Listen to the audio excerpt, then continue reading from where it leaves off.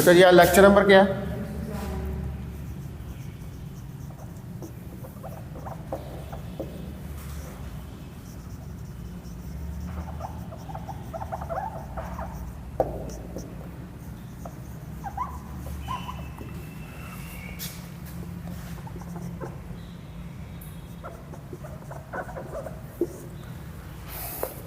तो कल जो है वो हमने तकरीबन जो 2D प्लॉट्स थे, ठीक है, उनसे रिलेटेड जितनी कमांड्स थी, और आपको मैंने कहा था कुछ एग्जांपल्स दी हुई हैं, वो आपने खुद करनी है। आज मैं जो है वो 3 डायमेंशनल प्लॉट्स जो हैं उनको डिस्कस करूँगा।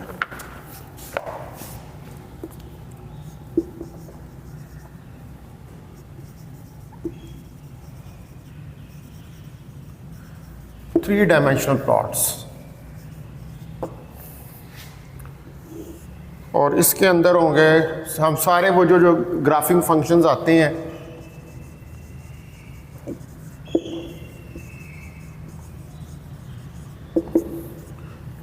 उनको डिस्कस करेंगे।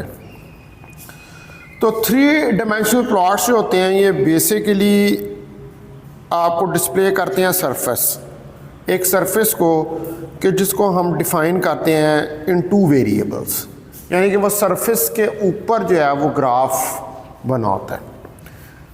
तो 3D plots basically display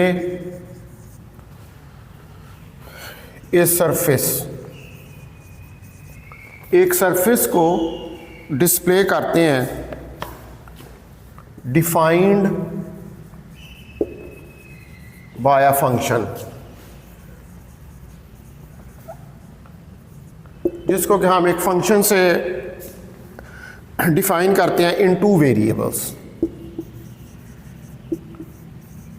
2 variables में। अब वो फंक्शन हम किस तरह लिखते हैं कि आप देखेंगे ये g अगर कोई फंक्शन है और इसके अंदर 2 वेरिएबल्स हैं, जैसे f of x comma y,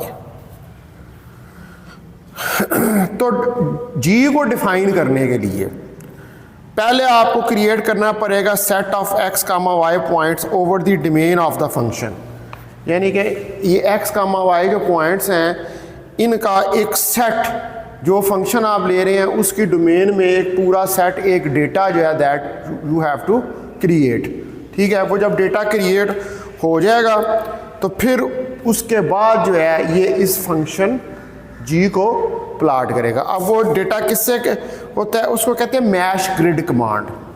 mesh grid command दी जाती है जिसकी मदद से इस डेटा को क्रिएट किया जाता है। तो to define g, we first create a set of x comma y points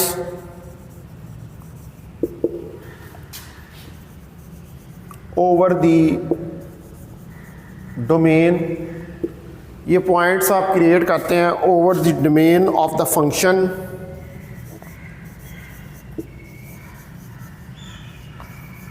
function using mesh grid command.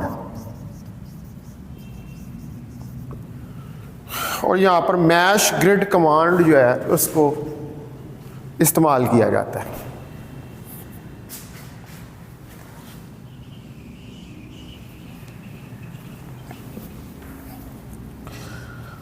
तो मैश ग्रिड अब कमांड बेसिकली क्या करती है,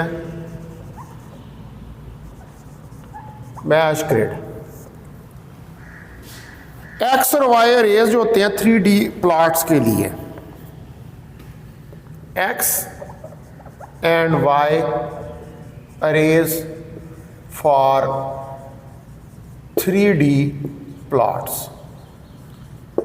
ये बेसिकली मैश ग्रिड क्या है, ये एक्स या वाई के अरेज हैं जिनके अंदर डेटा पॉइंट्स होंगे, किसके लिए, 3D प्लॉट्स के लिए। तो अगर इफ़ x एंड y, अगर x और y जो हैं आर टू वेक्टर्स, ये दो वेक्टर्स हैं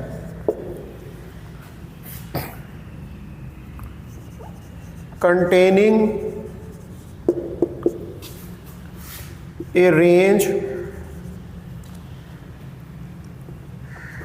of points, जिनके पास एक रेंज ऑफ पॉइंट्स है, यानी कि इस x और y वेक्टर्स के अंदर या अरेज के अंदर एक रेंज ऑफ पॉइंट्स है for the evaluation of the function,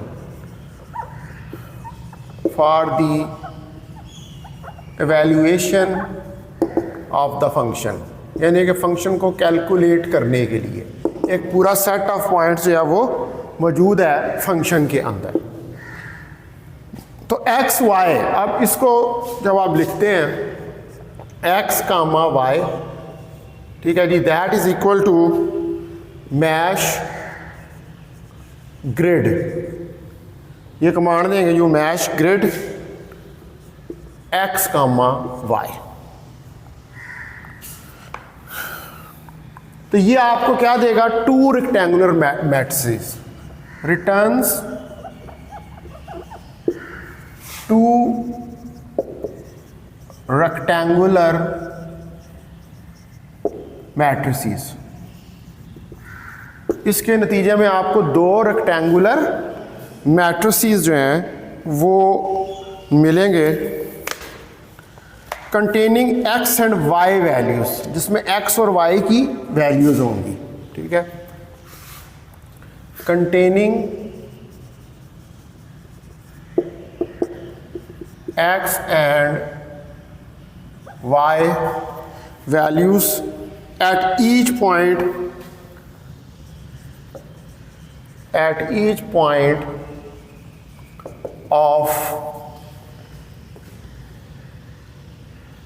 of A two dimensional grid. Her point जो दो डायमेंशनल, क्योंकि ग्रिड बन किसके ऊपर रहा है, सरफेस के ऊपर, यानी कि जब आप 2D प्लॉट बनाते हैं ना तो उसमें आपको सरफेस नज़र नहीं आती, ठीक है। जो 3D प्लॉट होता है ना उसके अंदर वो पूरा 3D व्यू होता है, उसके अंदर वो सरफेस भी नज़र आ रही होती है, पूरा एक व्यू आ रहा होता है उस ग्राफ का, ठीक है। वो वैसे तो यूँ होता है ना ग्राफ, ये ऐसे, ये लाइन आपको ये बस ये 2D व्यू आता है, लेकिन आप इसी लाइन को अगर 3D में कहें तो वो पूरा एक सरफेस बनेगी, उस सरफेस के अंदर आपको ये लाइन जो है वो नज़र आएगी, ठीक है। तो ये आप इसको सर्च कर सकते हैं जाके मैटलैब के ऊपर, नेट के ऊपर के 3D प्लॉट, वो आपको कितने सारे इस तरह के 3D प्लॉट जो है वो खोल के दिखा देगा। अच्छा, अब जो फंक्शन होता है of two variables, for a function of two variables, अगर दो फंक्शंस का वेरिएबल है, यानी कि x comma y is equal to mesh grid x comma y, और अगर फंक्शन है 3 वेरिएबल्स का, for a function of 3 variables, अगर 3 वेरिएबल्स का फंक्शन है, यानी कि x y z, ये तो ये आपके पास जो है मैश ग्रिड x कामा y कामा z आ जाए। तो आप ये इसको जितने वेरिएबल्स हैं उनके हिसाब से आप इसको जो है वो बढ़ा सकते हैं।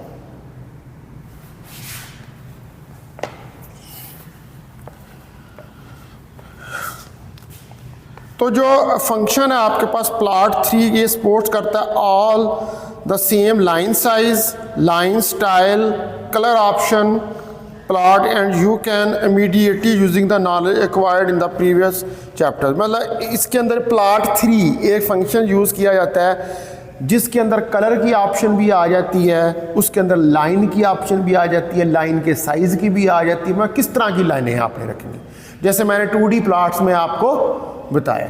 तो उस फंक्शन को हम लिखते हैं प्लॉट 3, जो होता है x y z,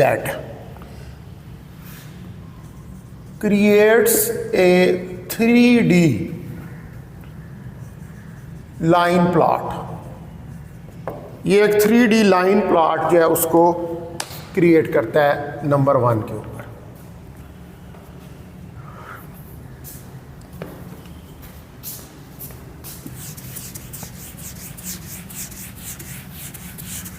ये आप अगर सारी मैटलैब को खोल के इन कमांड्स को लगाएं तो ये आपको सारे प्लॉट्स जो है वो बना के दिखाएगा। उसके बाद कमेट 3, कमेट का पता है आपको, ये बेसिकली एनिमेटेड वर्जन्स के लिए होता है। अगर एनिमेटेड ग्राफ आपने बनाने हो तो जनरेट्स एन एनिमेटेड वर्जन, और ये जनरेट करता है एक एनिमेटेड वर्जन ऑफ प्लॉट्स का। ठीक है जी। उसके बाद तीसरे नंबर के ऊपर बार 3 x, y,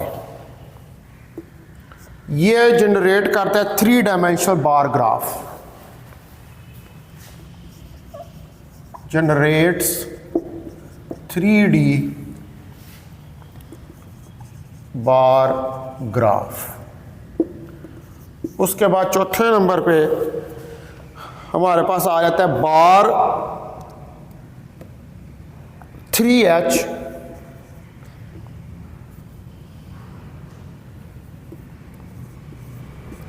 x, y, generate से horizontal 3 dimensional bar graph. H इसके लिए है, हॉरिजेंटल के लिए इसके अंदर। ठीक है। जनरेट्स ए हॉरिजेंटल 3D बार ग्राफ। उसके बाद पांचवें नंबर पर है पाई 3। ये पाई का एक 3 डायमेंशनल चार्ट बना देता है। जनरेट्स ए 3D पाई चार्ट।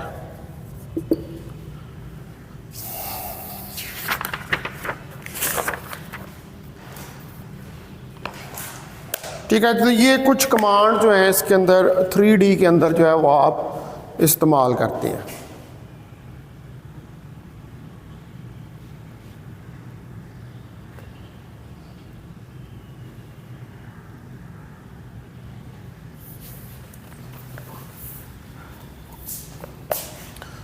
उसके बाद ये जो ग्राफ्स होते हैं इनको रोटेशन भी दी जा सकती है।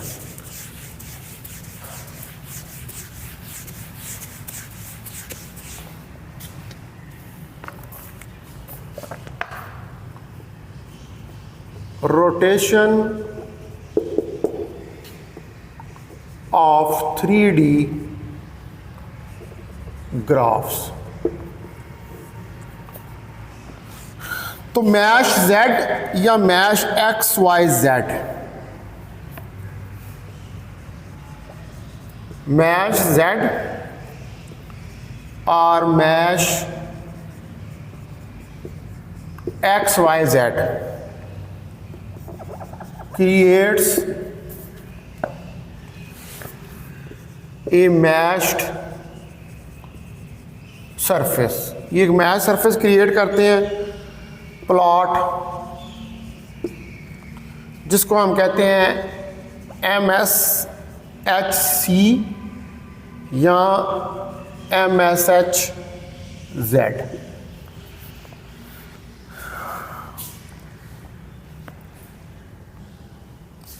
ठीक है, अब एग्जाम्पल के तौर पर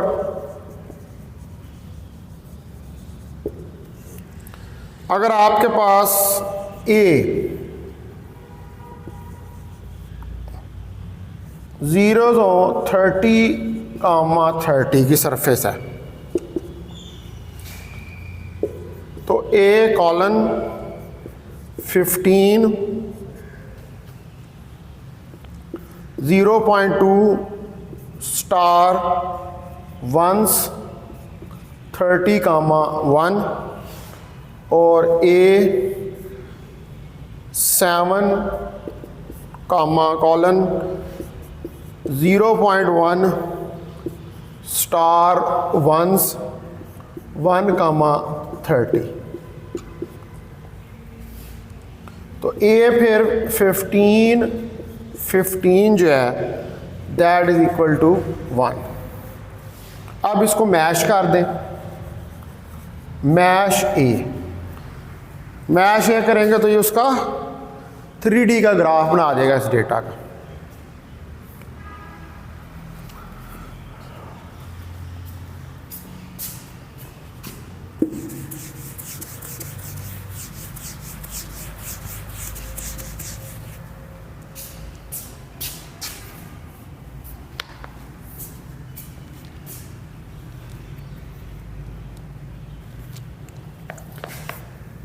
अब इसके अंदर एक कमांड यहाँ पर ये यूज होती है कि सफियर क्या होता है, ये 3D के अंदर होता है। तो sample function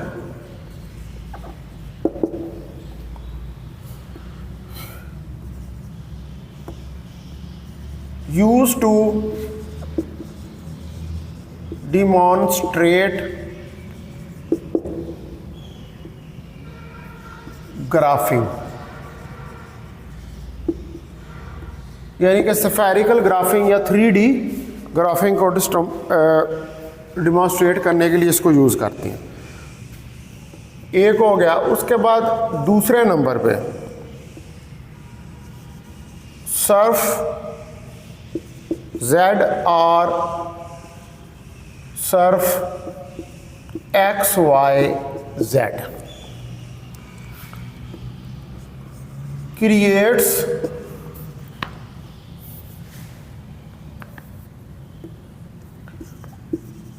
a surface plots, ये भी सरफेस प्लॉट्स है उसको क्रिएट करेगा सिमिलर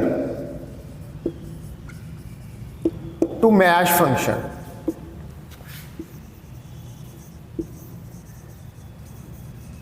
जैसे कि मैश फंक्शन में किया जाता है। ठीक है, मैश में वो सरफेस को ही क्रिएट करता है, तो ये कमांड भी आप लगा सकते हैं मैश की जगह, सरफेस जेड या इसको। उसके बाद तीसरे नंबर पर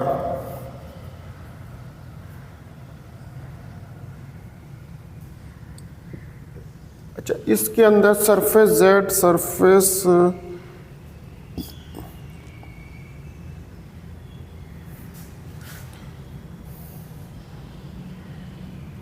इसके अंदर एक और यहाँ पर लिख लें, इसको यूं भी लिख, इसको इस तरह भी लिख सकते हैं कि Surf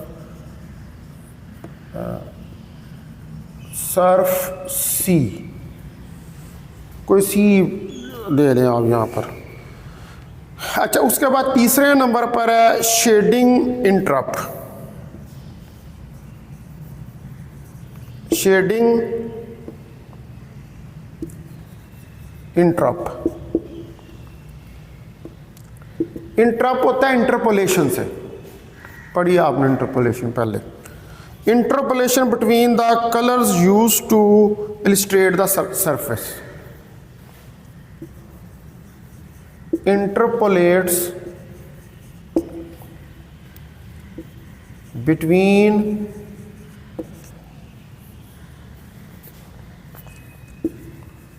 colors used to illustrate surface. अब सरफेस के कलर्स को इंटरपोलेशन क्या होती है? अब दो पॉइंट्स के दरमियान में होती है, इंटरपोलेट करना होता है, ठीक है। तो वो सरफेस में से कोई भी कलर जो है वो उठा लेगा। उसके बाद चौथे नंबर पे होता है shading flat.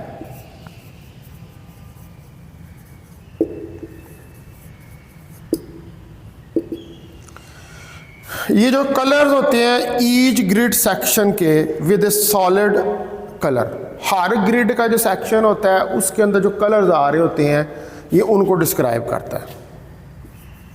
Colours each grid section, हर जो ग्रिड का सेक्शन है उसको कलर करता है with A solid colour, solid colour के साथ। अब को जो सा भी आपने उस ग्रिड को कलर देना है, ब्लू देना है, रेड देना है, उसकी सरफेस यानी कि जो मेन बाउंड्री बनी हुई है उसके ऊपर कौन सा कलर आ रहा है उसको डिस्क्राइब करेगा।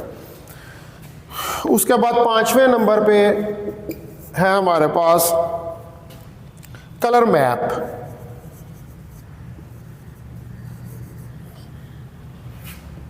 या मैप नेम, ये अलो करता है यूजर को to select the colour patterns used on the surface plot. आपने कौन से कलर के पैटर्न्स रखने हैं सरफेस प्लॉट के ऊपर। एक तो सरफेस की अपनी एक थीम होगी, वो पिछली कमांड में आ जाएगी।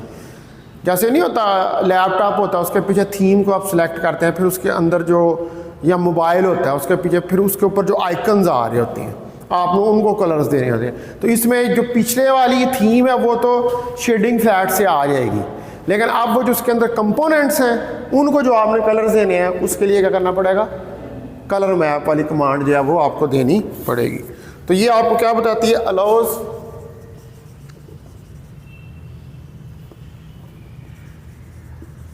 द यूजर, ये अलाउ करती है यूजर को टू select the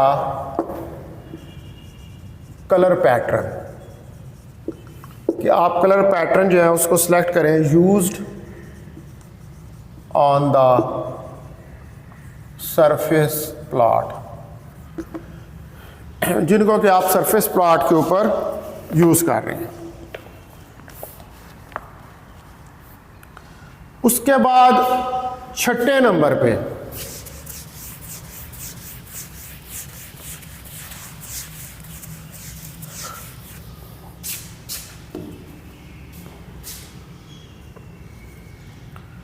कंटूर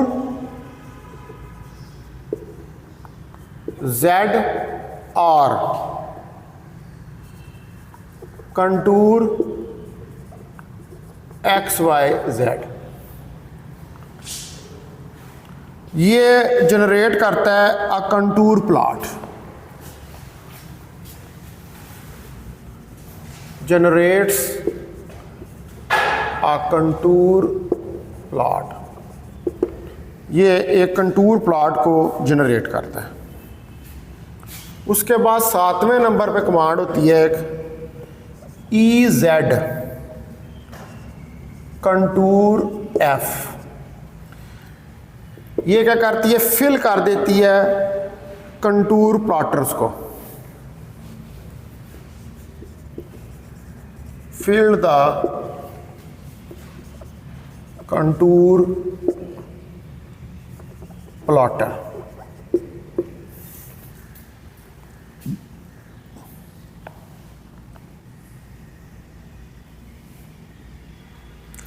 अब इसके बाद जो है हम इसी के अंदर जो है कुछ मैं आपको बताऊंगा यहाँ पर, जिस तरह 2D के अंदर कुछ ग्राफिकल एप्लीकेशंस होती हैं या कुछ ग्राफिकल फंक्शंस इस्तेमाल होते हैं, उसी तरह 3D के अंदर भी इस्तेमाल होती हैं। तो ग्राफिकल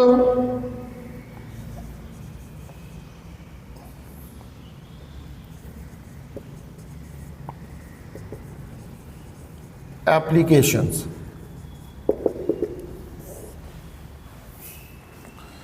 अब इसमें पहले नंबर पे जो है आपके पास वो आ जाएगा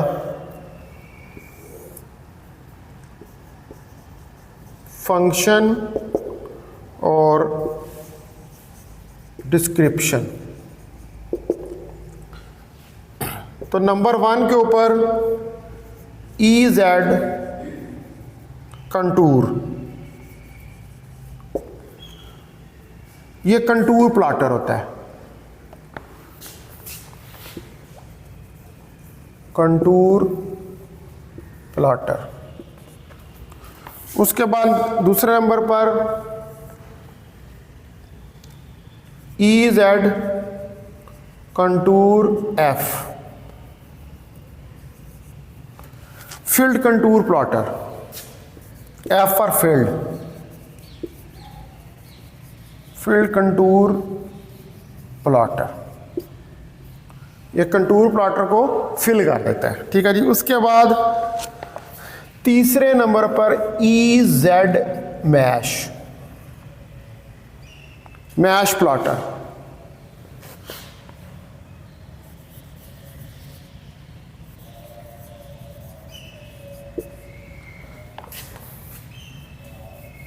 फिर चौथे नंबर के ऊपर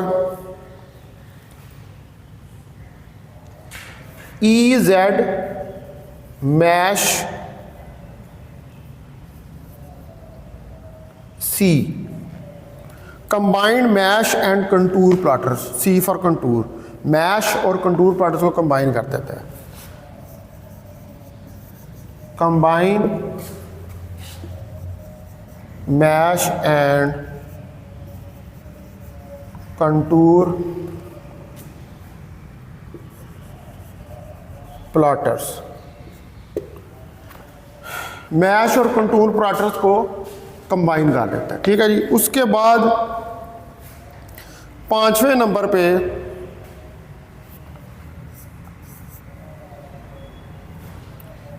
EZ प्लॉट, ये बेसिकली होता है function plot,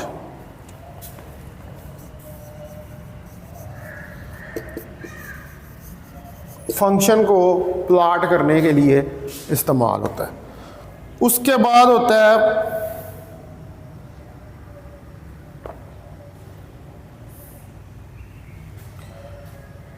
EZ plot 3, EZ plot 3, ये 3 डायमेंशनल कर्व प्लॉटर होता है, 3D कर्व प्लॉटर।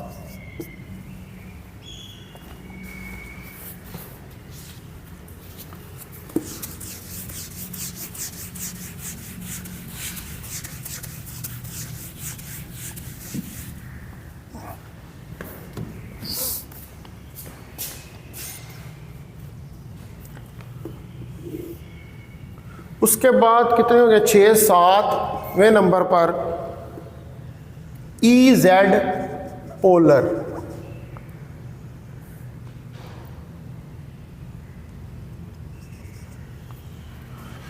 ये पोलर कोऑर्डिनेट्स प्लॉटर होता है,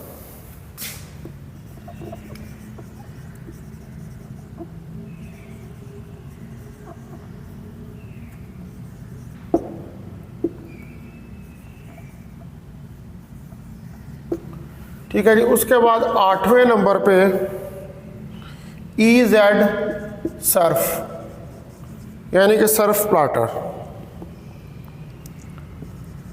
surface plotter.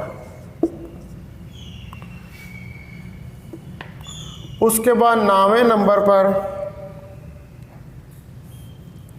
EZ Surf C, C for contour, combined surface and contour plotted, combined surface and contour plotter।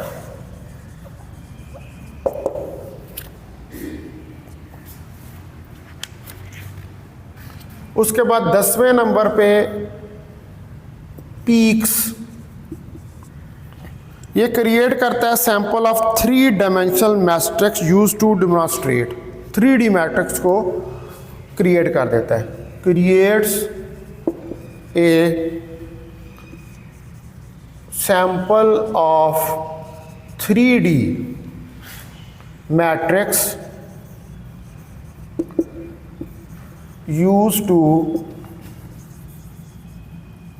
Demonstrate.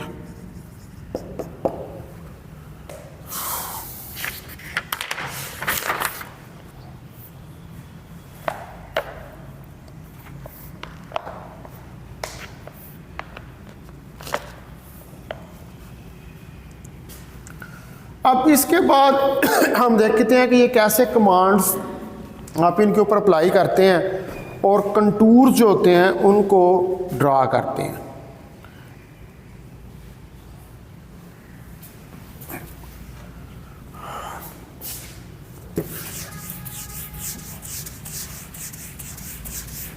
तो ये जितने function हैं आप इनको मैटलैब में लिखें, तो ये मैटलैब में लिखने के बाद ये सिर्फ ये एक फंक्शन लिखने से वो पूरा प्लॉट जो है बना देता है।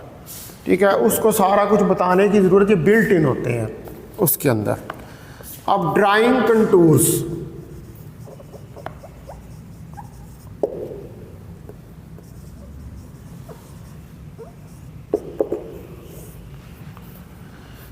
अब सपोज करें कि हमारे पास x, y सरफेस है, इसका मैश ग्रिड करें आप तो -5, 0.1, 5, 3, 0.1 और 3।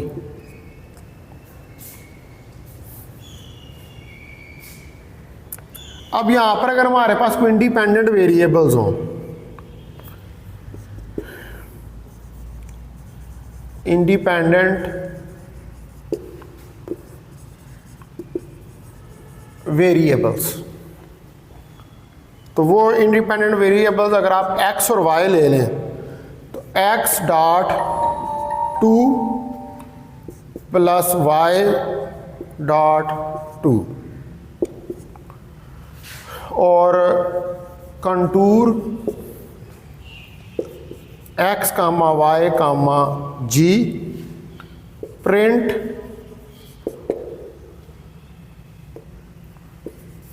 डेप्थ्स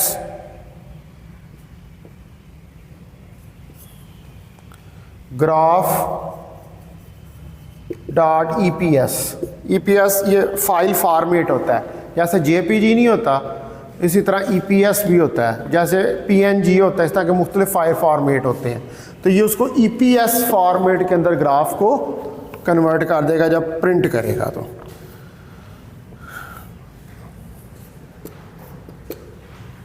अच्छा, उसके बाद अब इसी तरह अगर x, y mesh grid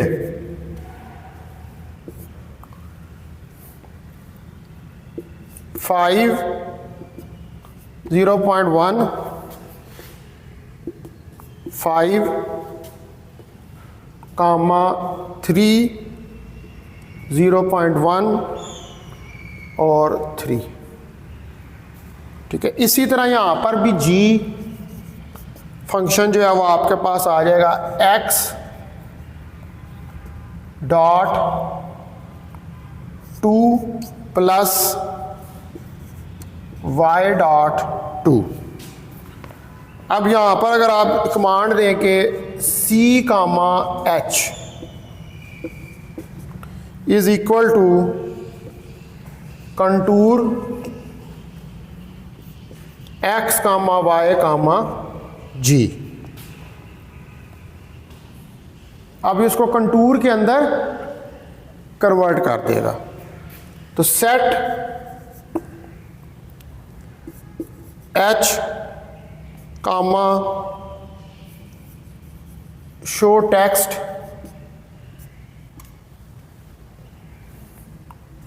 on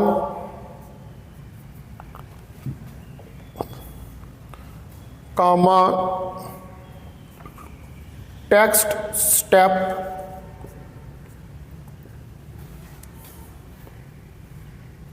कामा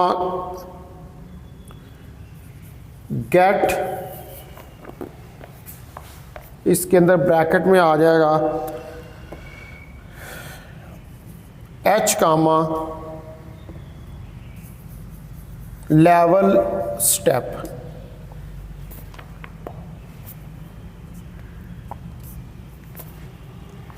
और ब्रैकेट क्लोज।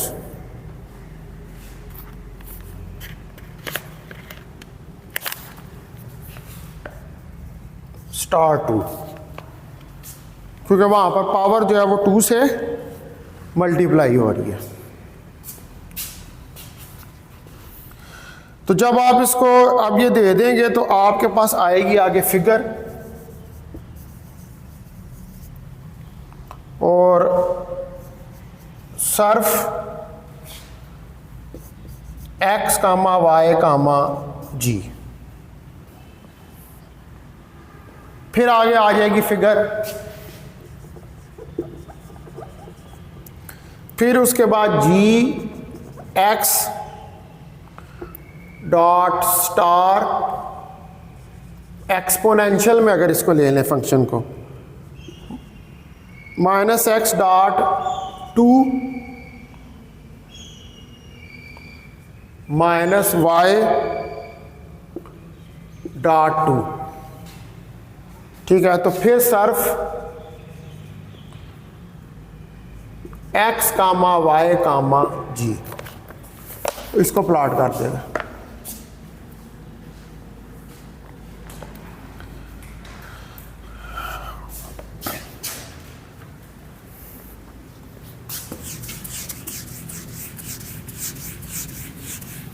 इसी तरह एक और एग्जांपल जो है उसको देखते हैं।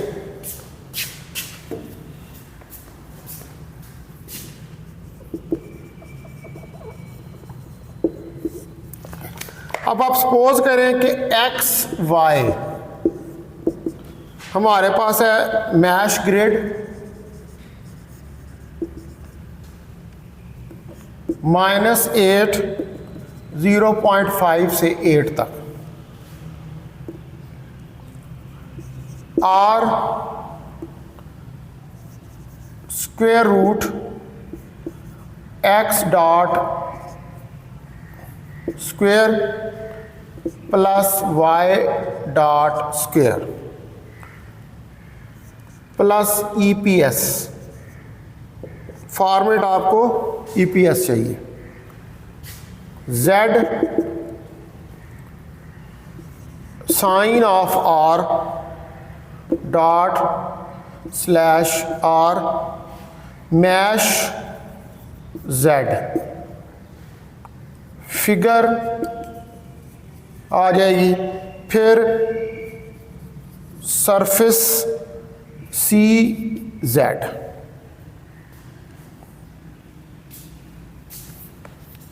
ठीक है।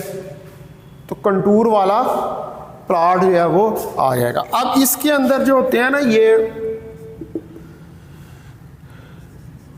मैश सी जेड एंड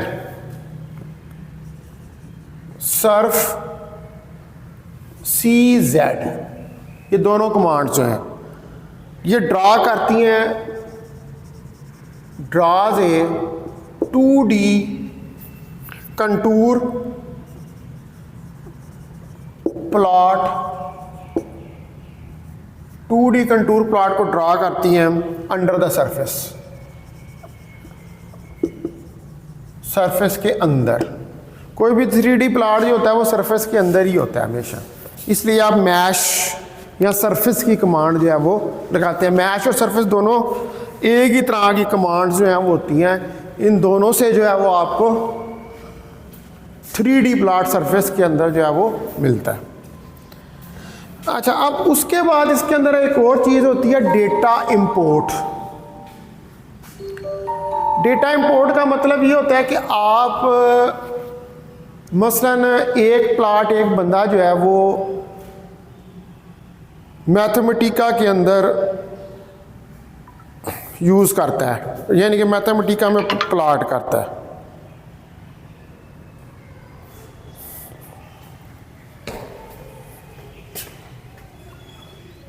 हाँ जी, अस्सलाम वालेकुम सर, क्या हाल चाल है? ठीक है सर। मैं मॉर्निंग में तकरीबन 10 से लेके 1:30 बजे तक होता हूँ।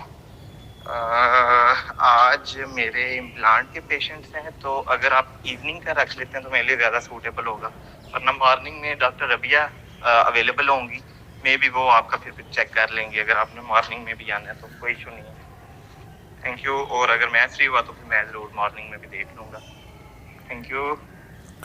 अस्सलाम वालेकुम। हाँ दाऊद, मसला ये है कि मैंने ना आज इस्लामाबाद जाना है, तो मैं आपके पास ना 10:15 10:30 तक आ जाऊँगा, क्योंकि मुझे पेन काफ़ी है, तो वो मैं चेक करवाना चाह रहा था।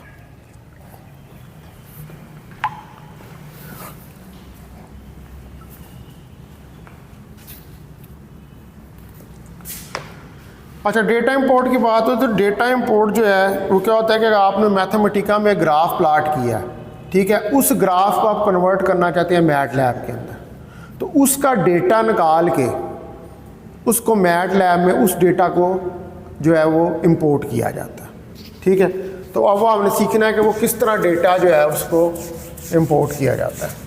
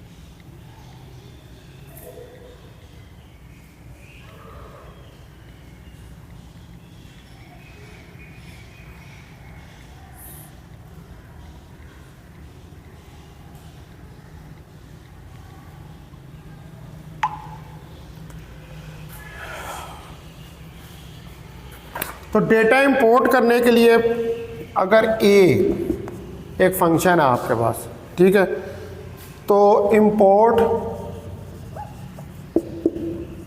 डेटा, फाइल नेम देंगे उसको जिससे भी आप डेटा जो है इंपोर्ट कर रहे हैं, loads data to array A from the file denoted by file name। अब यहाँ पर फाइल को नेम देंगे, फाइल नेम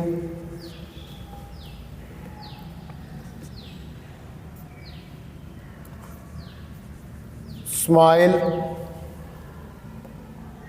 डॉट JPG, ये कोई नाम दे देंगे, EPS भी दे सकते हैं, कोई और फाइल फॉर्मेट में भी इसको नाम जो है वो दिया जा सकता है। फिर import data file name image of ए।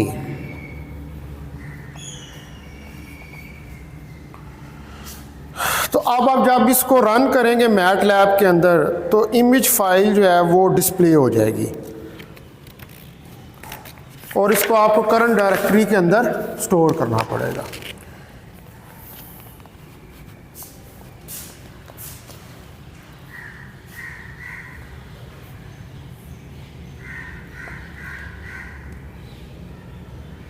अब अगर आप जो है वो अर्थ को देखना चाहते हैं स्पेस से, ठीक है, तो इसके लिए मतलब जो आपको डेटा चाहिए उसमें आप लिखेंगे लोड अर्थ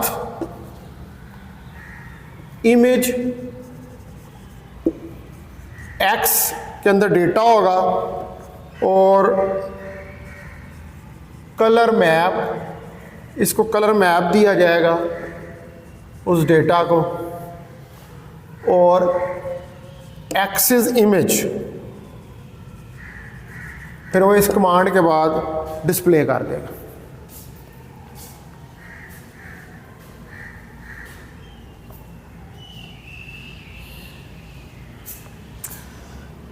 अब अगर आपका पीसी जो है उसके अंदर स्पीकर है तो आप इसको साउंड की कमांड भी दे सकते हैं।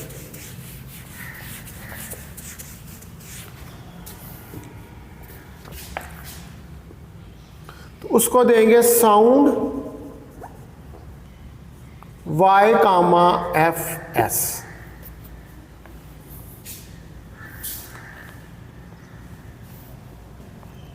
अब ये साउंड जो Y,FS है ये सेंड करती है signal in vector Y with sample frequency FS। ठीक है, वेक्टर Y है और सैंपल फ्रीक्वेंसी FS है out of the speaker on the platform that supports sound. यानी कि आप ये वाली कमांड दे के उसमें से साउंड भी जनरेट कर सकते हैं उस डेटा की जो है। इसमें Y जो है ये तो आपके पास अरे है और FS जो है ये फ्रीक्वेंसी है।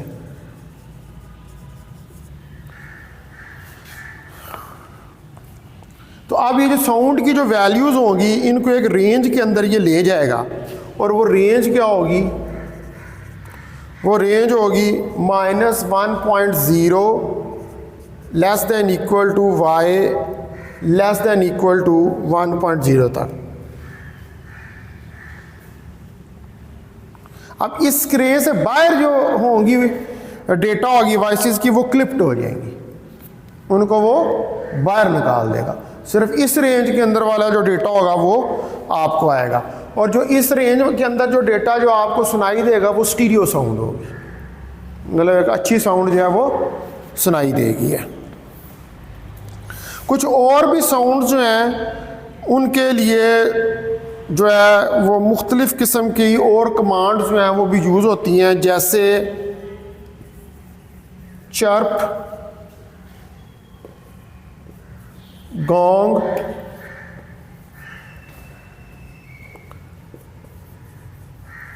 लाफ्टर,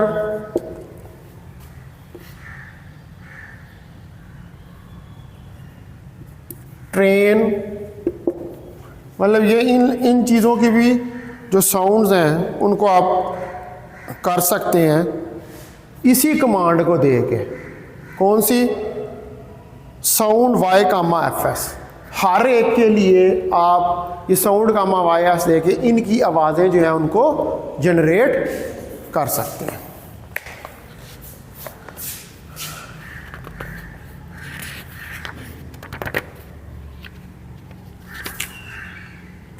अच्छा जी, उसके बाद ये तो हो गया जी, तकरीबन आपको मैंने बता दिया सारा जो 3D का था।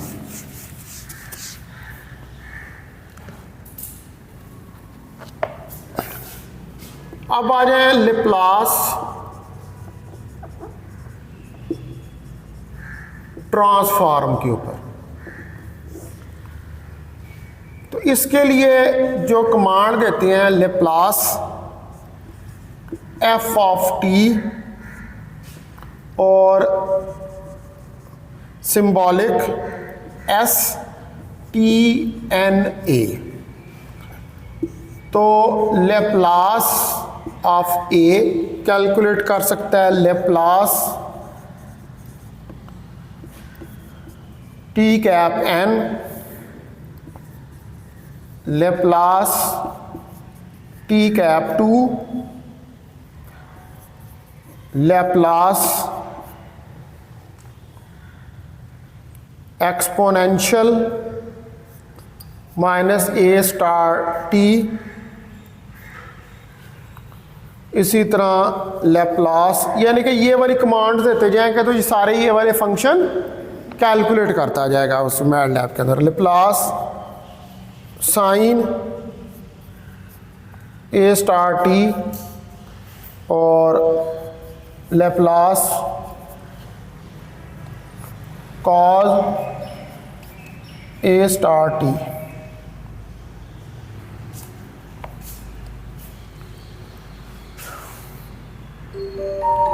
ठीक है, तो जो इन्वर्स लेप्लास ट्रांसफॉर्म है, अब इसके लिए अलहदा से जो है वो हमारे पास कमांड्स होती हैं।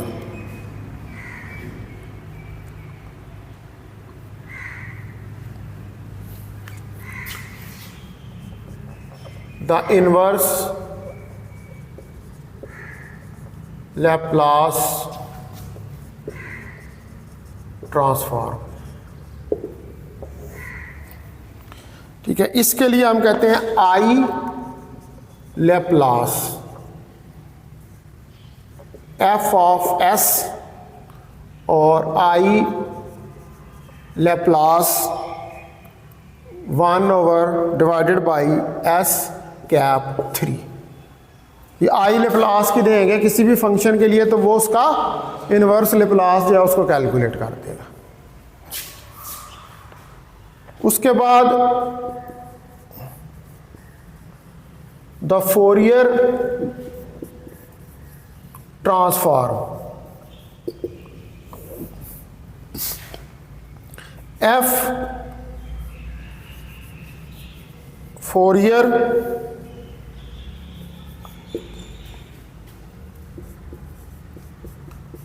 एफ ऑफ एक्स, तो टेलर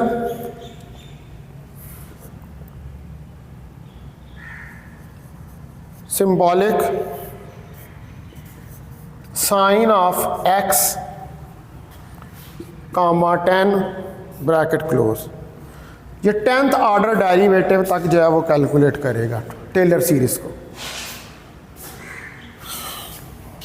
उसके बाद आप लिख सकते हैं इसको x is equal to x plus x को वैल्यू साइन करें 0 स्टार EPS,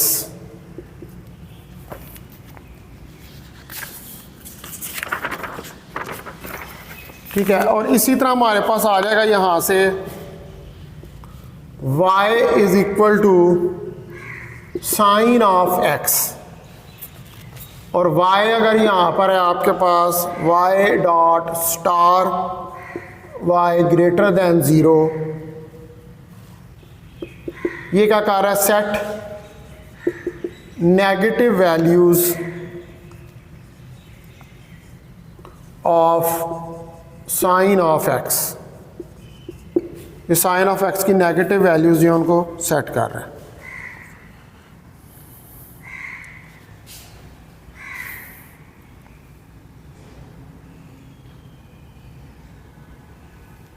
अब अगर आप जो है वो इन्फिनिटी को यहां पर अवॉइड करना चाहते हैं, अवॉइडिंग इन्फिनिटी, यानी कि कोई बहुत ही बड़ा डेटा जो है उसको अवॉइड करना चाहते हैं, तो y अगर आपके पास है tan ऑफ x, तो फिर y dot star absolute value y की लेस देन लेवल 0, ये 0 से कम हो, और ये रिमूव कर देगा बिग वंस को, बड़ी वाली वैल्यूज को, रिमूव बिग वंस।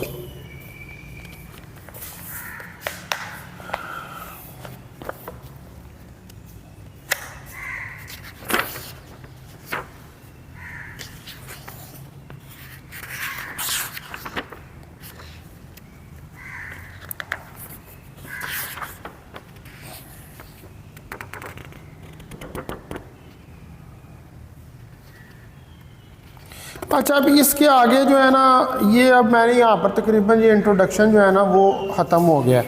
अब इसके आगे आ रही हैं स्टेटमेंट्स, जैसे कंडीशनल इफ़ स्ट्रक्चर है, एल्स स्टेटमेंट है, इफ़ एल्स स्टेटमेंट है, ये आपने पढ़ी नहीं है सारी पहले, C++ के अंदर आप ये पढ़ चुके हैं। फिर उसके बाद स्विच स्टेटमेंट है, ये भी आप पढ़ चुके हैं C++ के अंदर।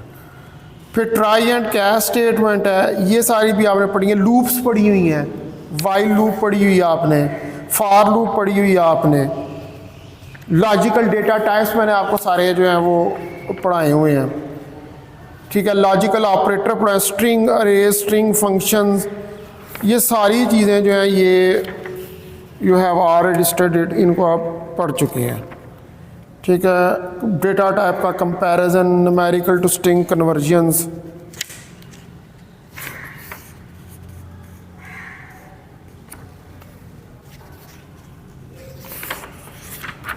ठीक है। तो ये सारी ये पहले आपने चीज़ें पढ़ी हुई हैं, ये बुक के अंदर आगे लिखी हुई हैं, ये आप इनको आगे से पढ़ लेंगे तो ये आपके रिवाइज हो जाएंगे। अब जो है मैं इसके ये सारा इंट्रोडक्शन मैंने आपको कंप्लीट करवा दी, ठीक है। जितनी मतलब मैक्सिमम कमांड मैं बता सकता था मैटलैब के अंदर, वो सारी जो है वो आपको बता दी है। अब जब आप इनको मैटलैब के ऊपर एक्सिक्यूट करेंगे तो आपको इनकी सही समझ जो है वो आएगी कि ये किस तरह जो है वो वर्क करते हैं। अब मैं शुरू करूँगा प्रोग्राम लिखने इसके अंदर मैटलैब में, क्योंकि प्रोग्राम्स को लिखने के लिए इन का पता होना ज़रूरी है। दूसरा, ये आपको शॉर्ट क्वेश्चन में भी वो पूछ सकता है कि इतनी सारी कमांड लिखी हैं ना, इनमें से वो किसी का भी मतलब पूछ सकता है कि क्या है इस कमांड का क्या मतलब है। ज़्यादातर तो आसान ही है, उनके नाम से ही पता लग जाता है कि वो कमांड एक्चुअली क्या करिए। कुछ there are some little bit difficult, थोड़ी सी जिनका नहीं, बाकी तो ज़्यादातर जो नाम होगा उसी के मुताबिक वो कमांड जो है वो वर्क कर रही होती है। अच्छा जी, अब मैटलैब प्रोग्राम्स के ऊपर आ जाए आप।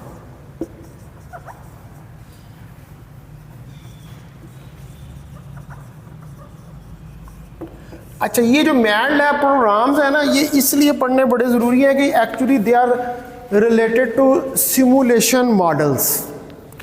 वो मैं आपको भी जब इसको मैटलैब प्रोग्राम पढ़ा दूंगा ना सारे, तो एंड पे जो आखिरी 1 या 2 लास्ट लेक्चर्स लूँगा ना इसके, उसके अंदर मैं आपको बताऊंगा कि ये what does mean by simulation models, कि सिमुलेशन मॉडल्स क्या होते हैं। तो नंबर 1 प्रोग्राम जो है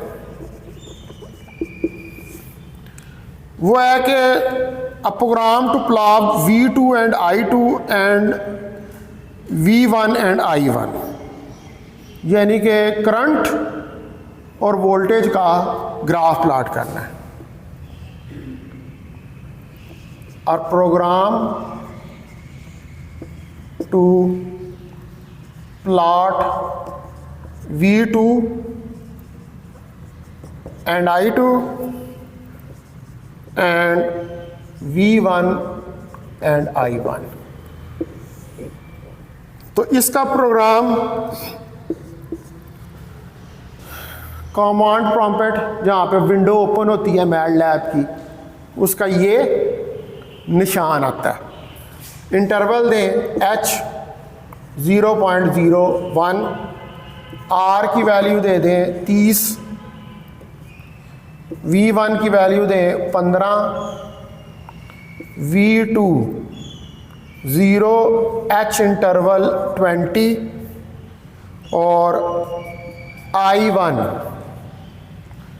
0.16 स्टार एक्सपोनेंशियल 0.12 स्टार V2 -1। ये I1 का मैंने फार्मूला लिख दिया। इसी तरह I2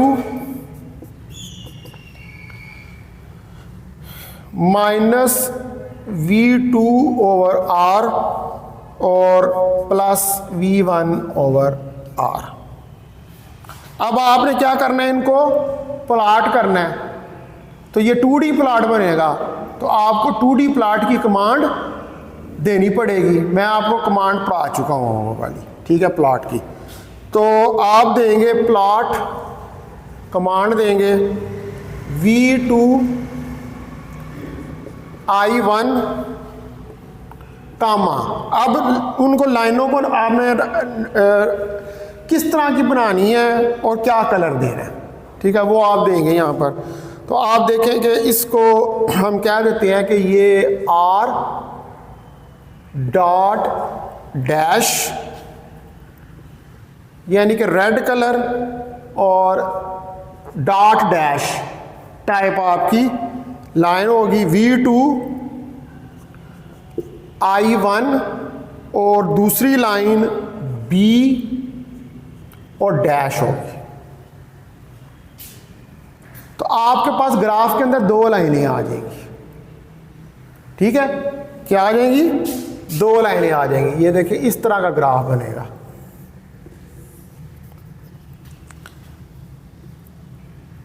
एक लाइन यहां से यूं जाएगी और एक लाइन जो है वो ऐसे आएगी, और इधर जो है वो आपका आ जाएगा एक्स, यहाँ पर एक्स लेबल, वाई लेबल भी आप दे देंगे, और लेजेंड भी आ जाएगा।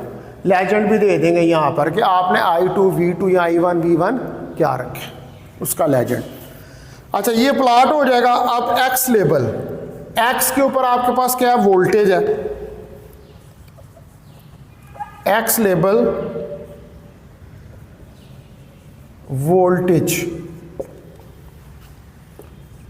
V2, y label current,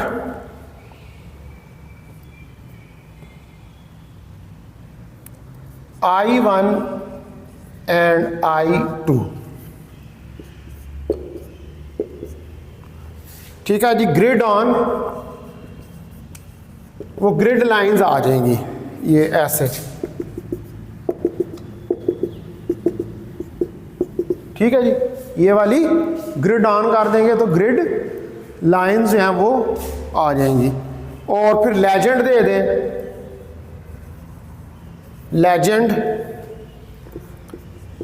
I1 I2, इधर आ जाएगा लेजेंड। वो उसके साथ कलर आ जाएगा I1 या I2 लाइन का। इनमें से एक लाइन I1 की है, एक I2 की है, ठीक है। तो ये आपका पहला प्रोग्राम जो है वो हो गया।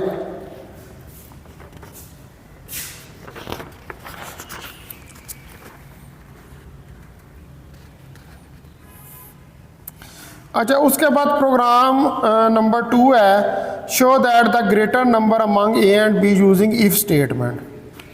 ये तो वही C++ वाला, बहुत सारा ये आपने बुक से खुद करना, 3 लाइनों का प्रोग्राम। उसके बाद है प्रोग्राम नंबर 3 है, show grading of marks in ABC grades. वो भी उसके अंदर भी आपने क्या करना है, इफ एल्स स्टेटमेंट लगानी है, उसी तरह ही बस C++ की तरह।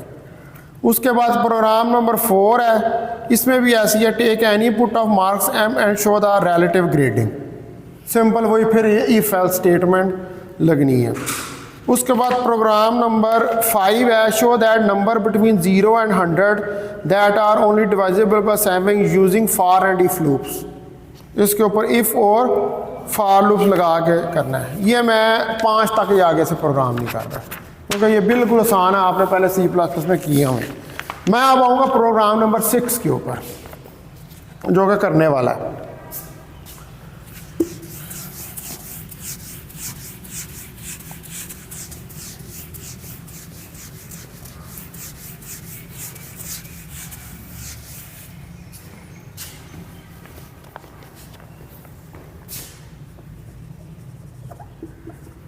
प्रोग्राम नंबर 6, ये प्रोग्राम है, a program for a simple RC series circuit to study the growth of charge using Euler method and print the values of time against charge. ये पढ़ा हुआ है ना, decay of charge, growth of charge, RC circuits के अंदर। तो ये वही है, simple RC circuit,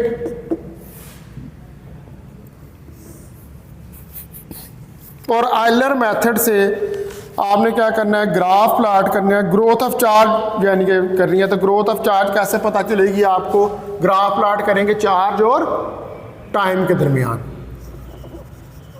growth of charge. तो इसका सॉल्यूशन देखते हैं हम। पहले तो R को वैल्यू दें, रेजिस्टेंस को 5, फिर कैपेसिटेंस को वैल्यू दें 0.1, फिर वोल्टेज को वैल्यू दें। अच्छा, ये मैंने शुरू में ये डाली है, ये अब आगे ये आती जाती है। ये जब आप दे रहे होते हैं ना इनपुट्स, ये इस तरह, तो ये आती जाती है साथ, कमांड प्रॉपर्टी जो होती है। V is equal to 2, T is equal to 0, Tm is equal to 2.5।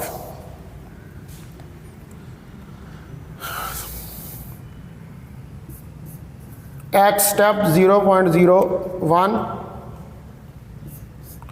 Q की इनिशियल वैल्यू 0 और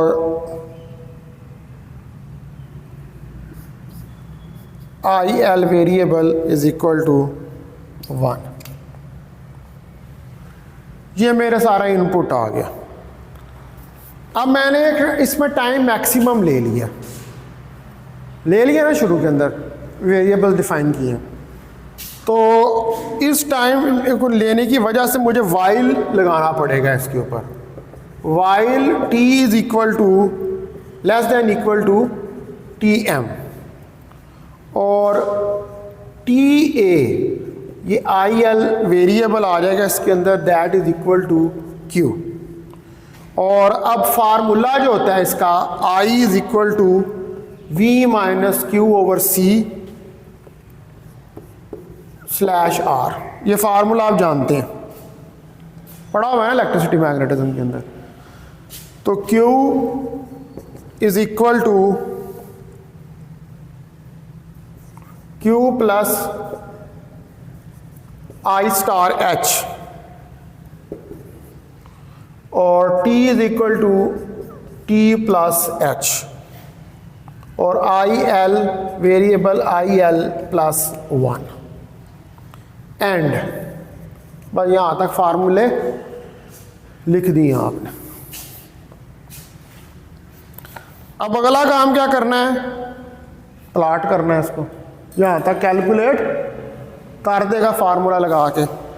अब प्लॉट करना है, तो plot TA QA, X label, X के ऊपर क्या लेबल देना है, टाइम का, ठीक है जी। और Y के ऊपर क्या लेबल देना है, Y के ऊपर लेबल देना करंट का। फिर टाइटल देना है, ग्राफ को टाइटल भी देना ना। ग्राफ को क्या टाइटल देंगे, ग्रोथ ऑफ चार्ज।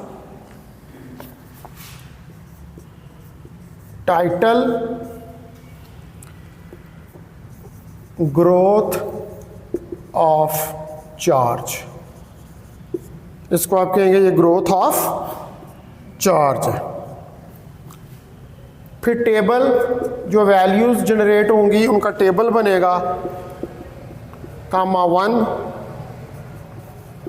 TA का टेबल बनेगा, फिर टेबल बनेगा, ये टाइम का टेबल होगा, दूसरा टेबल बनेगा चार्ज की वैल्यूज़ का, उसको हम कहेंगे QA।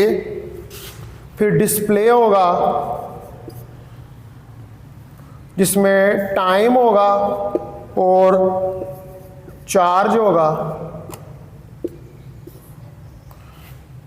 और फिर डिस्प्ले होगा टेबल, यानी कि वो जितनी वैल्यूज आएंगी उनका डिस्प्ले हो जाएगा, और ग्राफ जो है वो आपका प्लॉट हो जाएगा। अब ये ग्राफ भला किस तरह का होता है, इसका बिहेवियर पता है आपको?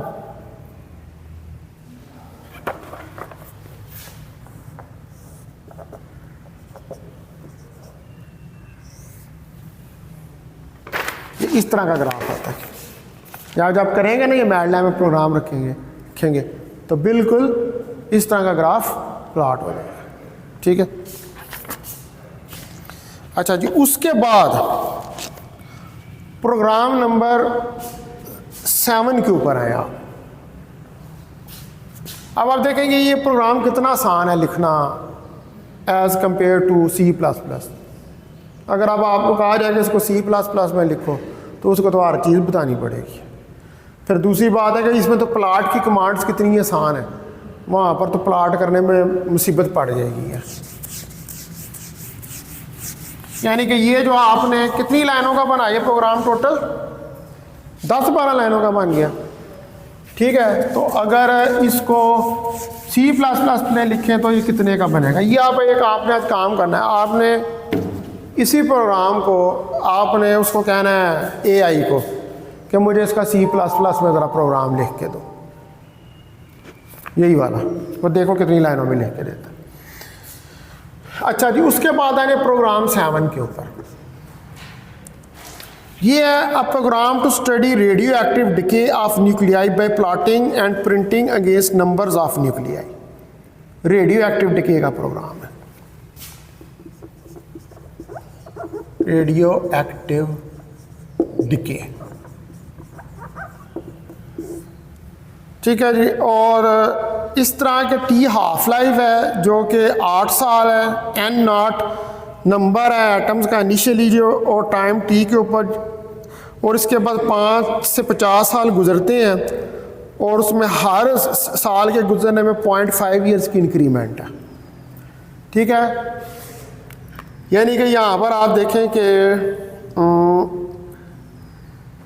T पहले नंबर पे सॉल्यूशन देखते हैं इस प्रोग्राम, हाफ लाइफ है। ठीक है जी, और N0 हमारे पास 100 है और हाफ लाइफ हमारे पास 8 ईयर्स है, 8 साल है। और जो टाइम के अंदर इंक्रीमेंट है वो 5 to 50 ईयर्स की है और 0.5 की इंक्रीमेंट है। और फार्मूला हमारे पास होता है log of 2/t या 0.693 over t, और nt हमारे पास होता है n0 e⁻λT। ठीक है जी, ये बेसिक इन्फॉर्मेशन तो आप रेडियो एक्टिविटी एक ही जानते हैं ना, मॉडर्न फिजिक्स में पढ़ी हुई है, बल्कि न्यूक्लियर फिजिक्स में भी पढ़ रहे होंगे आप आजकल। ठीक है, उसमें भी ये आता है। तो हमारा काम यहाँ पर है कि ये हमने ग्राफ बनाना है डिके का। ठीक है, तो अब आप देखें कि शुरू करते हैं कि T तो मेरे पास 8 के बराबर है, लैम्डा ये मेरे पास बराबर है 0.693 over t। मैंने आपको बताया था कि मैटलैब के अंदर सिंबल नहीं लिखते। ठीक है ना, मैंने नहीं लिखा सिंबल नहीं लिखते, वो सिंबल को रीड नहीं करता। उसके बाद इसकी जो रेंज दिया हुआ t की 5, 0.5 और 50 तक दी हुई है। N0 आपको 100 दिए हुए हैं।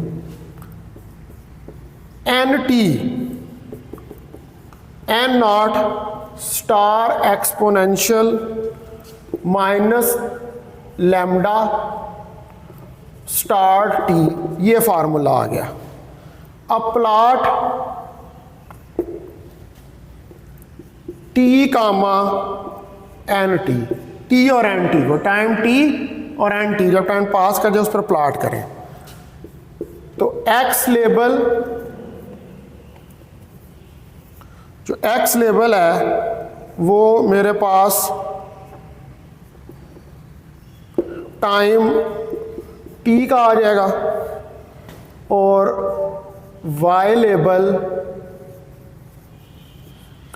मेरे पास आ जाएगा नंबर ऑफ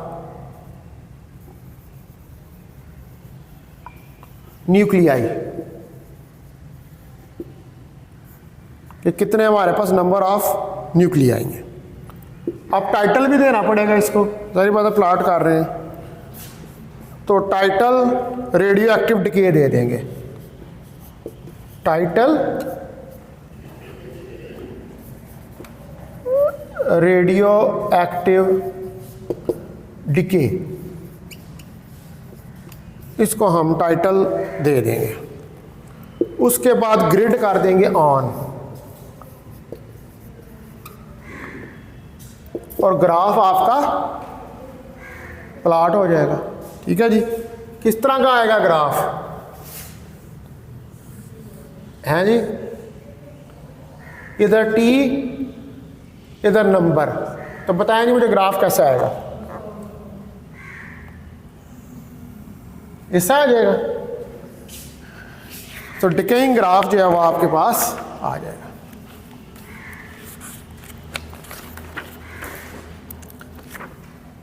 अच्छा जी, उसके बाद अनदर इंटरेस्टिंग प्रोग्राम आगे जो है वो है कि प्रोग्राम नंबर 8, ये है program to study the motion of a simple harmonic oscillator. Simple harmonic oscillator जो है उसकी आपने करनी है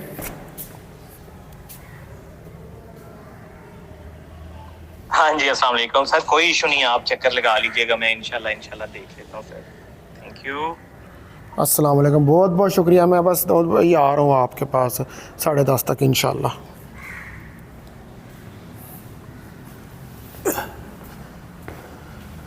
ठीक है जी, बड़ा इंटरेस्टिंग प्रोग्राम है ये भी। क्या है कि सिंपल हार्मोनिक मोशन को स्टडी करना है यूजिंग आयलर मेथड, पढ़ा हुआ आपने Euler method, by plotting the values of time against the position of mass attach to the spring.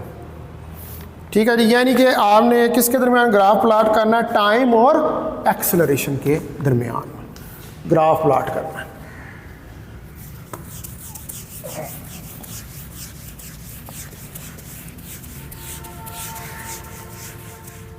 यही वाला प्रोग्राम C++ में भी आप लिख के देखें, खुद ना लिखें। आज आपका जो ये लिखवा रहा हो ना, जाके AI को आपने कहना है कि मुझे ये C++ में लिख के दो। मैं सिर्फ ये बताना चाहता हूँ कि what is the comparison in both language. ये सॉफ्टवेयर वाले, लेकिन वो बहुत स्ट्रांग है। वो जिसको आ जाए, देखो ना कितना आसान है प्रोग्राम लिखना, 5-6 लाइनों में लिख के वो जा रहा है प्रोग्राम। C++ में यही लिखने बैठेंगे तो बहुत टाइम लगेगा आपको लिखने में। तो मैं इसीलिए बार बार ये कहता हूँ कि अगर आप C++ सीख लें तो you can become a web developer, a software developer. ठीक है, आप ये, क्योंकि C++ जितनी आपकी होती है ना, ये जितने सॉफ्टवेयर्स होते हैं इनकी जितनी प्रोग्रामिंग की जाती है वो सारी C++ किसी ज़माने में विजुअल बेसिक में की जाती थी और डॉस के अंदर। ठीक है, फिर जब C++ आई ना, अब आप कर रहे होते हैं ना, ये अपना विंडो यूज़ कर रहे होते हैं, ये रोज़ाना ये अपग्रेड हो जाती है। विंडो 10 थी, विंडो 11 है, पता नहीं अभी शायद विंडो 12 भी आ गई है। अब वो क्या होता है, उसकी बैक साइड पे जाएँ ना आप, उसकी कमांड प्रॉम्प्ट को ओपन करें, उसके अंदर शिफ्ट का और F दबाएं तो पीछे जाएंगे तो वो जितनी वो सॉफ्टवेयर बना होता है ना, उसके अंदर सारी C++ में प्रोग्रामिंग हुई होती है। यानी कि वो सारा सॉफ्टवेयर ही C++ पे बना होता है। तो आप उसको देखिए, उसको पीछे जाकर उसकी बैक से, हमें तो फ्रंट पे नज़र आ रहा होता है ना कि जो भी डेटा है वो सारा होके एक सामने बन जाती है फिगर, उसके पीछे सारा C++ रन कर रहा होता है। अच्छा, तो अब हम देखते हैं प्रोग्राम 8। ये है study of simple harmonic oscillator using Euler method.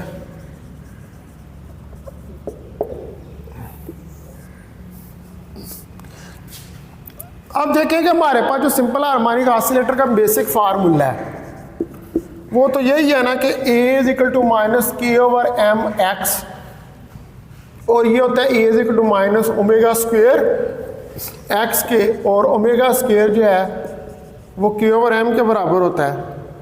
तो ओमेगा जो है वो के ओवर एम अंडर रूट के बराबर होता है। तो अब हमने जो है वो ग्राफ प्लॉट करना है किसके दरमियान, एक्सीलरेशन और टाइम के दरमियान में ग्राफ प्लॉट करना है, हमारा ये पर्पज़ है। तो देखें कि पहले आप आई एल एक वेरिएबल डिफाइन कर दें, उसके बाद एम मास इनपुट दें, एंटर मास। अब वो ये मैं इसको जनरलाइज करके लिख रहा हूँ, आप कोई भी वैल्यू मास की दे सकते हैं, वो आगे जाके बेशक दे दें। तो एंटर मास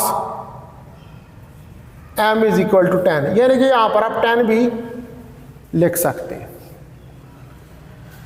अच्छा, उसके बाद enter value of h, enter value of k, that is 2, और x इनपुट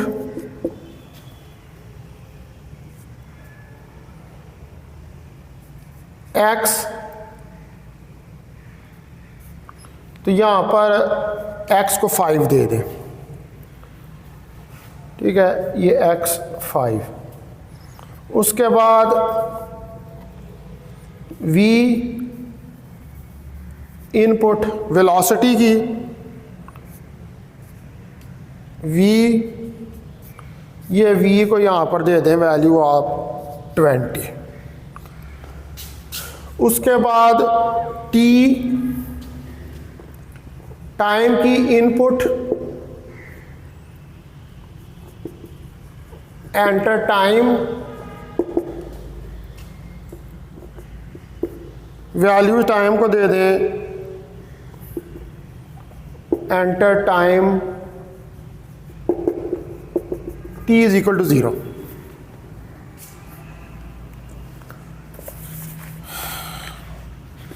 अब हमें यहाँ पर चूंकि टाइम आ गया तो मैक्सिमम टाइम भी आपको देना पड़ेगा। तो t मैक्स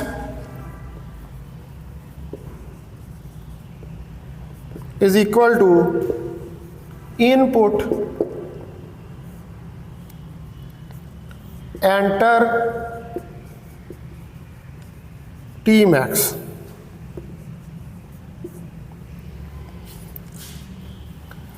उसके बाद enter t max is equal to 5। या आप इसके अंदर डायरेक्ट वैल्यू भी लिख सकते हैं, मैं वैसे ज़रा उसको जनरलाइज करके फॉर्म में लिख, वो जितना मैंने इक्वल टू नहीं डाला वहाँ पे आप 5 लिख सकते हैं, ठीक है, वो उसको कर लेगा रीड। तो मैं ऐसे ज़रा जनरलाइज करके कि हम ये कोई भी वैल्यू इसको दे सकते हैं, इसलिए जनरलाइज फॉर्म में लिख रहा हूँ। अच्छा, उसके बाद h इनपुट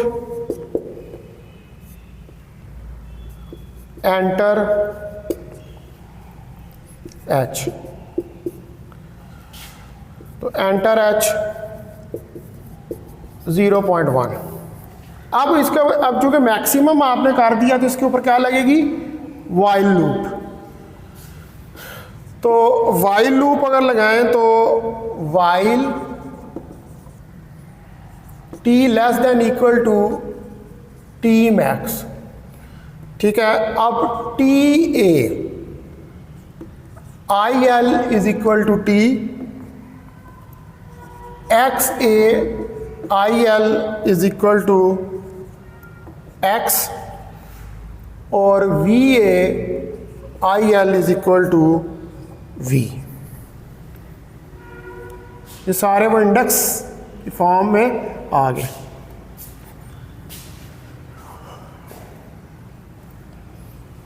अब आप देखेंगे हमारे पास ए जो था एक्सप्रेशन वो क्या था, माइनस के स्टार एक्स एम, यही था ना एक्सप्रेशन। तो a I L is equal to a. अब x plus v star h, ये इंटरवल आ जाएगा। इसी तरह v is equal to v plus v star h, ये वेलोसिटी का इंटरवल आ जाएगा। इसी तरह t is equal to t plus h, ये टाइम का इंटरवल आ जाएगा। और आई एल, ये इंडेक्स है ना आपका, वैल्यू जो है वो आई एल प्लस 1 से, क्योंकि इसने एक से जब उसने डेटा निकालना है तो इसने एक से बढ़ना है, और इधर हो जाएगा एंड। ये अब आपका प्रोग्राम एंड हो गया। अब अगला काम प्लॉट करना, ठीक है जी। इससे अगला काम है, अब यहाँ तक उसने कैलकुलेशन कर दी, ए निकाल दिया।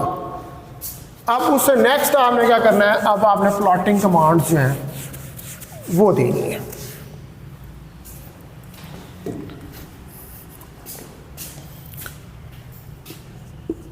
तो plot t a comma are,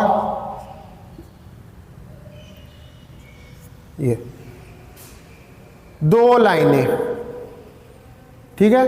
अगर एक डालता तो एक लाइन, डॉट के साथ हैश डालता तो फिर हैश वाली, सॉरी डॉट के साथ हैश डालता तो डॉट हैश वाली लाइन जो है ये क्या है, दो वाली बन रही है। अच्छा, उसके बाद आप ग्रिड को ऑन कर दें, ग्रिड ऑन, और एक्स लेबल टाइम टी आएगा, और वाई लेबल के ऊपर एक्सेलरेशन ए आएगा। टाइटल इसका आ जाएगा सिंपल हार्मोनिक मोशन प्लॉट।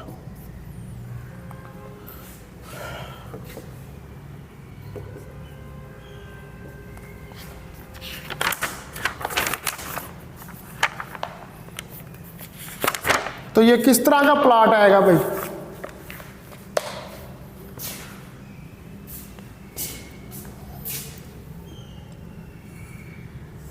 ये आता है प्लॉट, ये ऐसे आएगा, यूं टी और ए के दरमियान।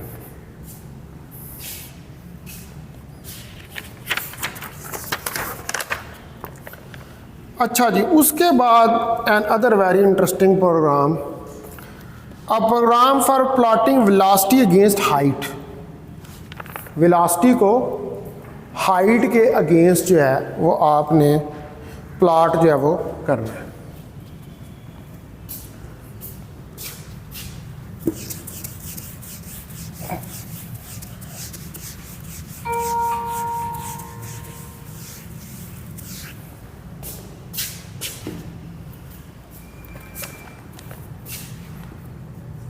तो प्रोग्राम नंबर 9,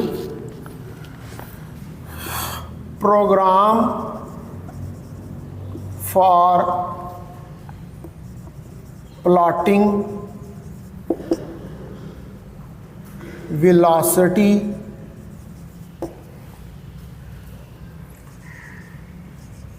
अगेंस्ट हाइट।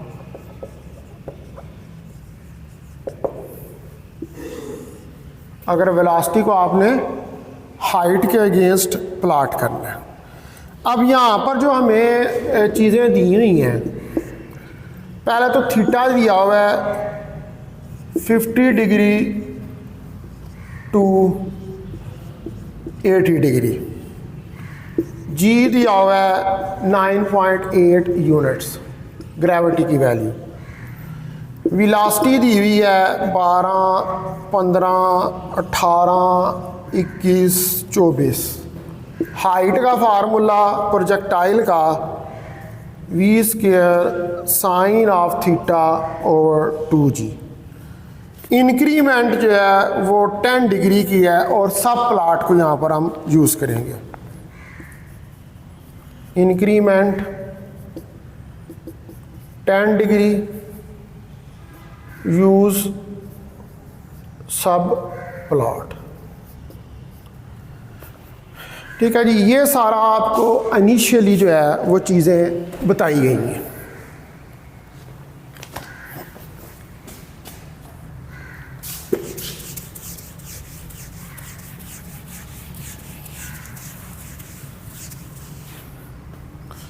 तो पहले तो आप वैल्यू दें g की 9.8, उसके बाद v जो है हमारे पास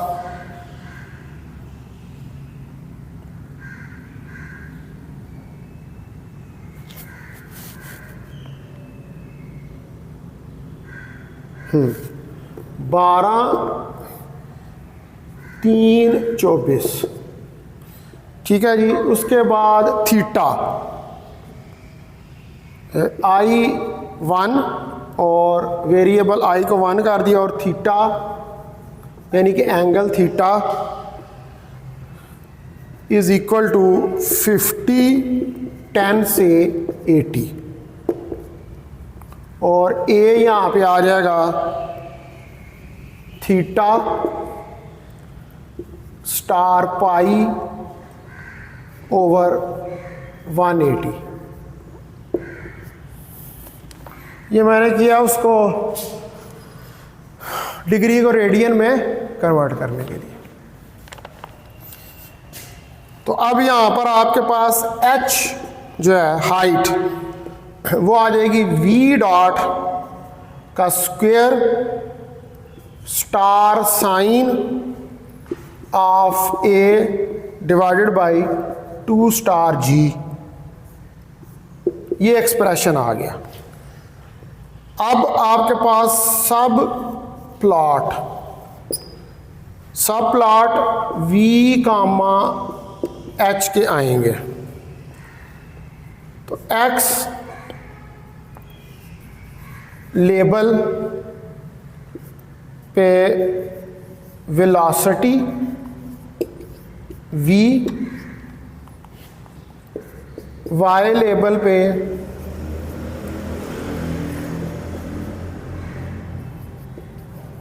हाइट h और टाइटल हमारे पास आ जाएगा वेलोसिटी हाइट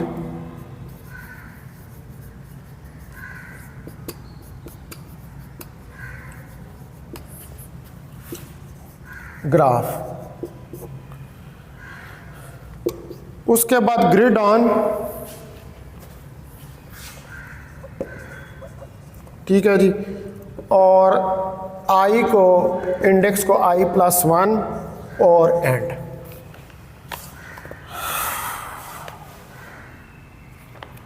तो ये इस तरह के 4 ग्राफ जो है बन जाएंगे आपके सब प्लॉट्स, लेकिन ये एक ही के अंदर होंगे, एक ही फ्रेम के अंदर ये बनेंगे। ठीक है,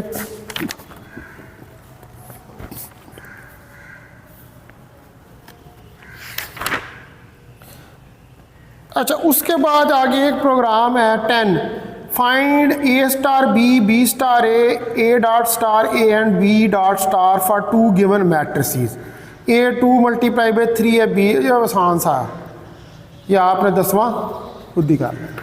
ठीक है, ये नहीं मैं करूँगा। उसके बाद हाँ ये वाला करके देखते हैं, प्रोग्राम नंबर 11 जो है।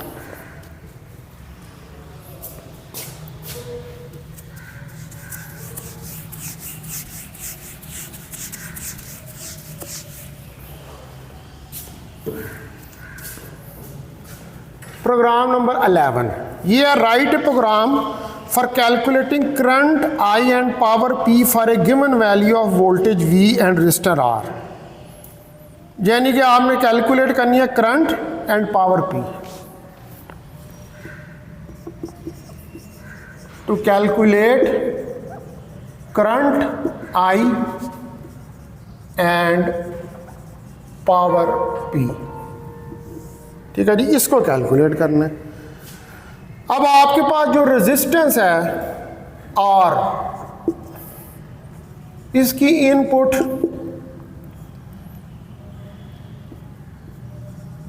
Resistance R is equal to 10। इसी तरह V, इनपुट V की दें वोल्टेज V, तो V वोल्टेज जो है वो 20 के बराबर ले लेंगे। I is equal to V over R, ये फार्मूले का आपको पता है। इसी तरह पावर के फार्मूले का भी आपको पता है कि V square divided by R। Display current I, जो भी वैल्यू इसकी आएगी यहाँ पर, ठीक है, यानी कि करंट I आ जाएगी।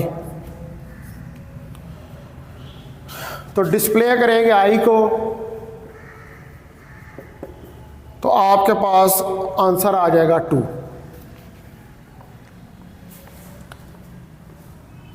अब उसके बाद दूसरे नंबर पे है, ये तो करंट निकल आई।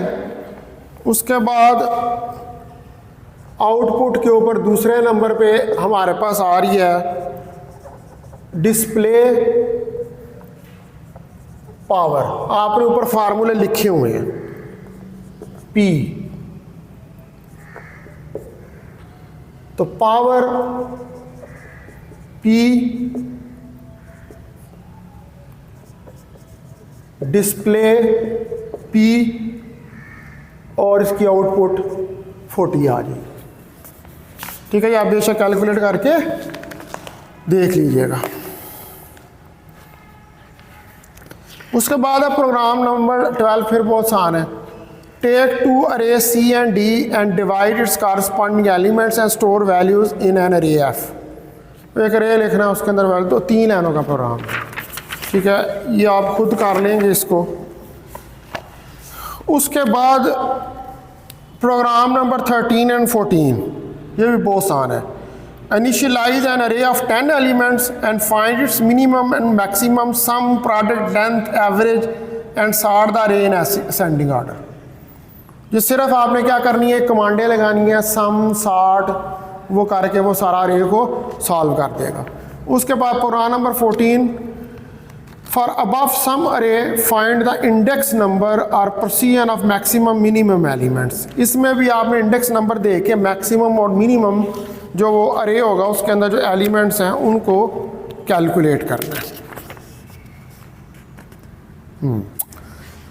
उसके बाद ये एक प्रोग्राम है, ये हम करके देखते हैं। प्रोग्राम नंबर 15 जो है,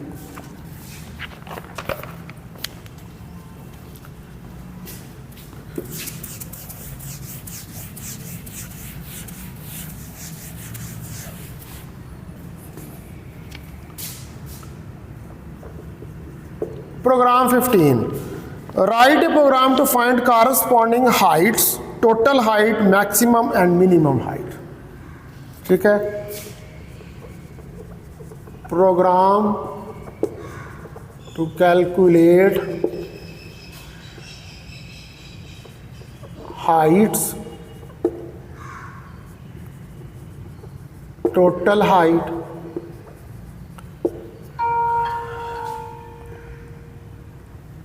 मैक्स,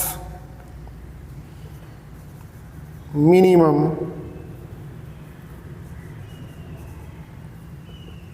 एंड मिनिमम हाइट।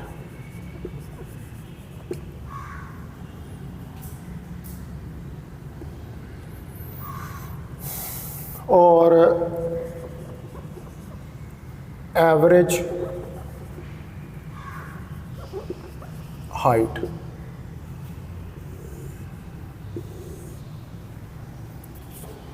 ये हमने फाइंड करना। तो अब हमारे पास यहाँ पर जो डेटा गिवन है, सॉल्यूशन इसका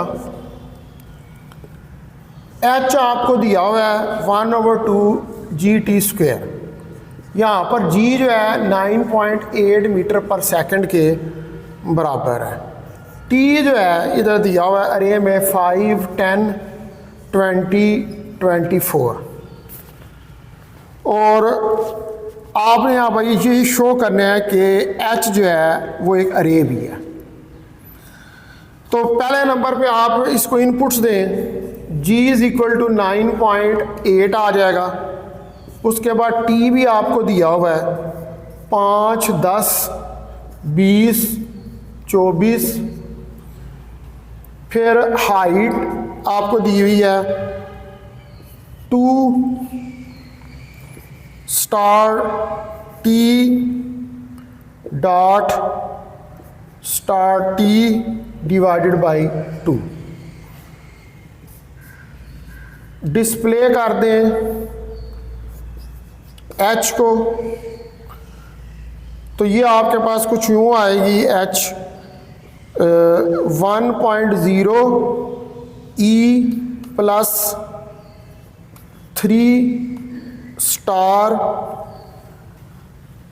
0.1225 0.4900 1.9600 और 2.8224। ये डिफरेंट हाइट्स निकल आएंगी इस फार्मूले से, ठीक है।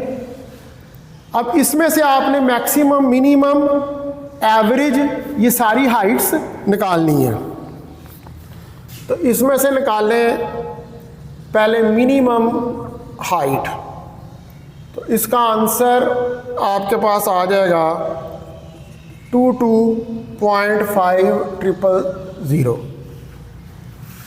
उसके बाद मैक्स हाइट निकालेंगे तो इसका आंसर आपके पास आ जाएगा 2.8224 प्लस 03, ठीक है। उसके बाद सम ऑफ हाइट h, तो इसका आंसर आपके पास आ जाएगा 5.3949 प्लस 03, ठीक है। उसके बाद लेंथ h निकाल लेंगे तो ये आ जाएगा आंसर 4। उसके बाद सिर्फ आखिरी रहेगी एवरेज। एवरेज सम h ओवर लेंथ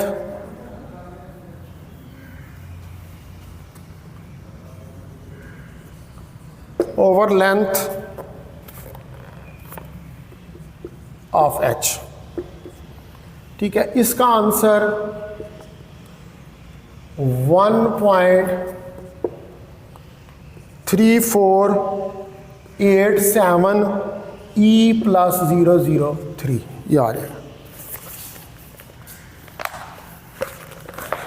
तो ये सारी जितनी थी इसके अंदर मैक्सिमम, मिनिमम, एवरेज, वो सारी हाइट्स जो हैं वो निकल आई। उसके बाद है प्रोग्राम नंबर 16। ये है program to find corresponding forces maximum, minimum, average, total for f = kx where k = 8 units, ठीक है, एंड गिवन बाय अरे। बिल्कुल इसी तरह का प्रोग्राम सेम। यहाँ पर सिर्फ आपने f = kx लगाना है, वहाँ पर हमने क्या लगाया था, हाइट वाला फार्मूला, ठीक है। तो सेम सिमिलर इसके प्रोग्राम है। उसके बाद program number 17, write a program to find corresponding current I from given arrays. Current I निकालनी है, I = V/R, भाई ये फार्मूला निकल आएगी करंट। 17 ये भी कर लेंगे आप। उसके बाद है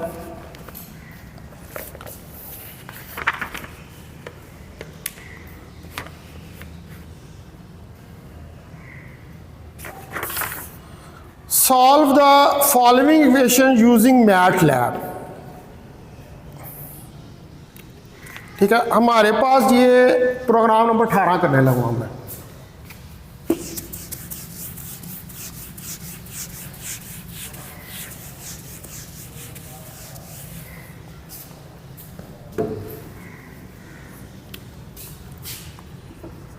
प्रोग्राम 18, ये इक्वेशंस दी हुई हैं 2x1 + 5x2 - 3x3 5 3x1 - 3x2 + 5x3 = 0 5x1 + 5x2 - 10x3 = 10।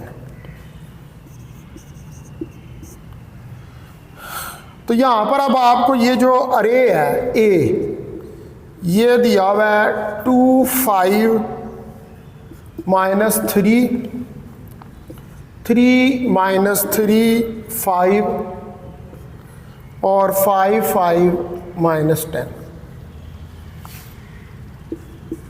और बी आपको दिया हुआ है 5 0 10। तो इन इक्वेशंस को आपने सॉल्व करना है। तो सी इनवर्स ए, तो एक्स इस इनवर्स को जो फाइंड करेंगे उसको बी के साथ मल्टीप्लाई कर देंगे और डिस्प्ले कर देंगे एक्स को, तो आंसर आ जाएगा आपके पास। जब डिस्प्ले कर देंगे एक्स को, वो क्या आ जाएगा 0.5 000 0 1.000। अब अगर आप यहाँ पर वैल्यूज शो करना चाहते हैं x1 x2 और x3 की, to show values of x1 x2 and x3, तो इसके लिए हमें ये कमांड देनी पड़ेगी डिस्प्ले x ऑफ 1, तो ये 0.00 आ जाएगा। फिर डिस्प्ले